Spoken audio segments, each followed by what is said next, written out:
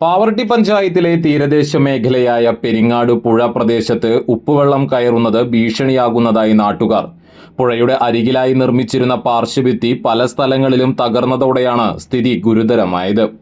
Highway നിർമ്മാണത്തിനായി പുഴയിൽ നിന്ന് മണ്ണെടുക്കുന്നതിനിടെയാണ് കരിങ്കല്ല് ഉപയോഗിച്ച് കെട്ടിയിരുന്ന പാർശ്വഭിത്തികൾ പല ഭാഗങ്ങളിലും പൂർണ്ണമായും ഇടിച്ചു നീക്കപ്പെട്ടത്. ഇതോടെ വേലിയേറ്റ സമയങ്ങളിൽ ഉപ്പുവെള്ളം ഉൾനാടൻ പ്രദേശങ്ങളിലേക്ക് കടക്കാനുള്ള സാധ്യത ഉയർന്നിരിക്കുകയാണ്.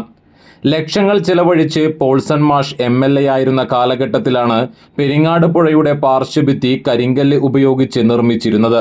എന്നാൽ നിലവിൽ ഹൈവേ നിർമ്മാണ പ്രവർത്തനങ്ങളുടെ ഭാഗമായി ഇത് തകർത്ത് കളഞ്ഞുവെന്നാണ് നാട്ടുകാരുടെ ആരോപണം.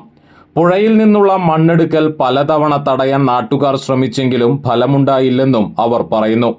ഇപ്പോൾ ഹൈവേ നിർമ്മാണം അവസാന ഘട്ടത്തിലായതിനാൽ തകർന്ന പാർശ്വഭിത്തികൾ പുനർനിർമ്മിക്കാൻ ആരെങ്കിലും മുന്നോട്ട് വരുമോ എന്ന ആശങ്കയിലാണ് പ്രദേശവാസികൾ. നൂറുകണക്കിന് വീടുകൾക്ക് ഭീഷണിയായിരിക്കുന്ന ഈ സാഹചര്യത്തിൽ അടിയന്തരമായി നടപടി സ്വീകരിക്കണമെന്നാണ് നാട്ടുകാരുടെ ആവശ്യം.